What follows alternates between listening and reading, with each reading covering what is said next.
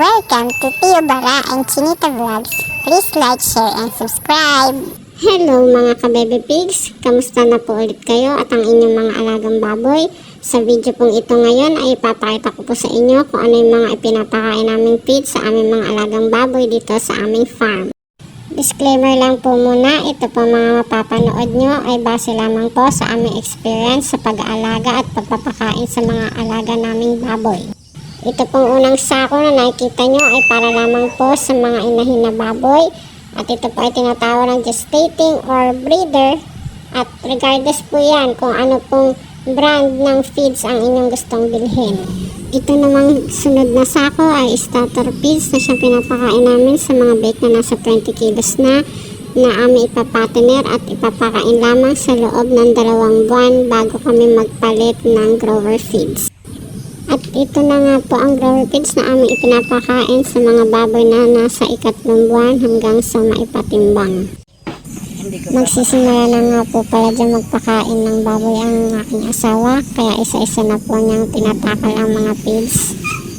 May kanya-kanya po ding lagayan para sa inahin, sa patiner at sa mga bake.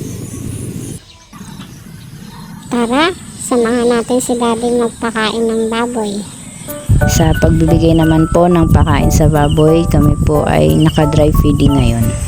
Pwede rin naman po ninyong basain basta titignan nyo ang kondisyon ng inyong mga alagang baboy.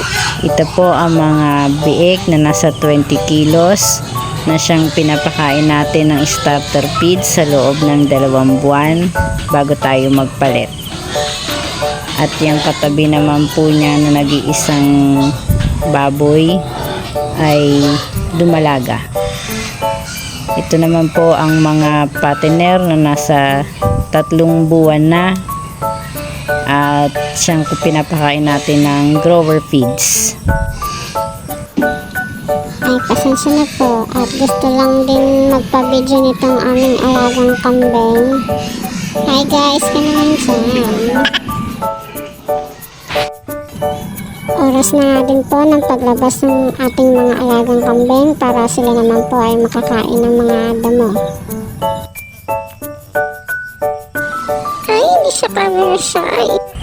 Sa pagtatali naman po ng ating mga kambing sa labas ay ginagamitan po natin sila ng mga paltak na siyang ibinabaon sa lupa at siguraduhin po natin na hindi sila magkakabuhol-buhol, na ibig sabihin ay may tamang distansya para sila ay makakilos ng maayos at maiwasan ang pagkapilay, hindi sila masasabit sa tali ng ibang kambing.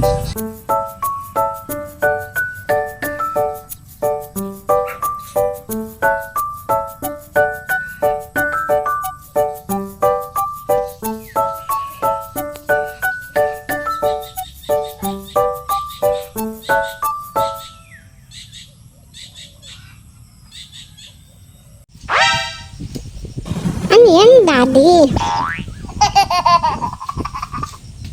Secret po muna. Sa sunod na video ko na lang po i-review kung ano po ba yung ginagawa ni Daddy. Sukat doon. Sukat dito.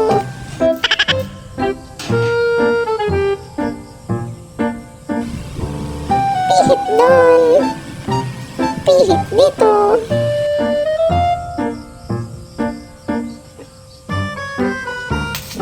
Welding doon. Welding dito.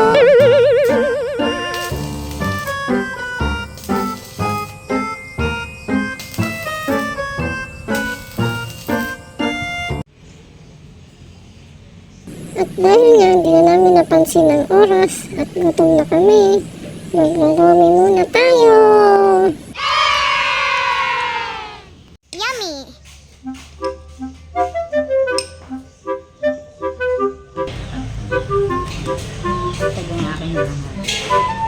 Kailangan mo siguro tayo. Ano yung maliwanag na rin dapat din eh.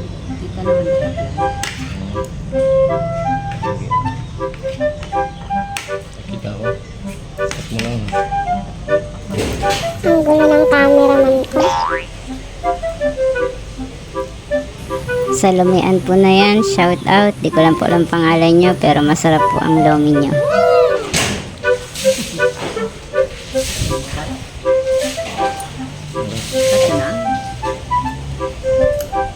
Sumubo ka ba? So, 60 seconds lang naman.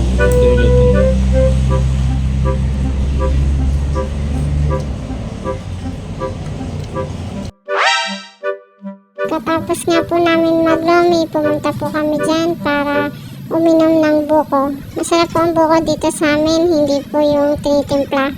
Talagang yung sabaw po ng bunga ng buko. Amazing!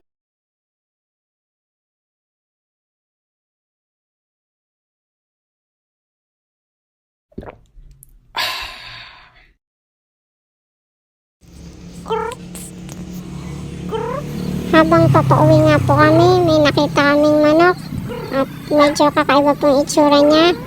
Maganda po yung talong niya. Medyo maliit pa po ito. Sa may nakakaalam po ng lahi ng manok na ito, baka po pwedeng pakicomment sa ibaba. Salamat po.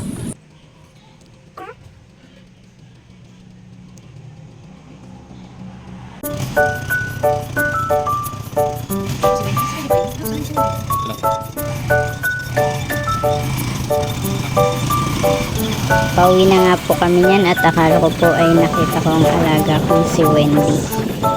Hala, andyan naman pala si Wendy.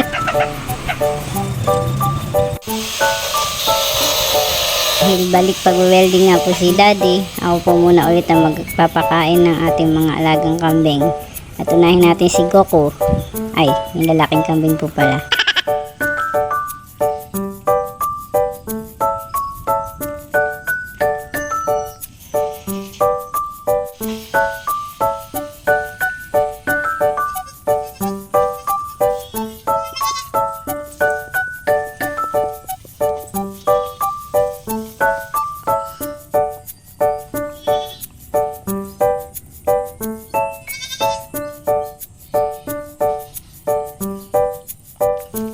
Me, lika dito. Ayaw mo ba? Gusto mo?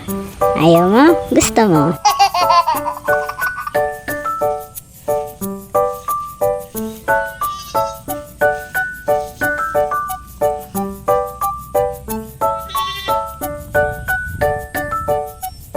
Yun lamang po ulit at magkita-kita po tayo sa mga susunod pang mga videos. Huwag niyo pong kalimutan mag-subscribe, mag-like, mag-share at pindutin niyo po ang notification button para patuloy po kayong updated.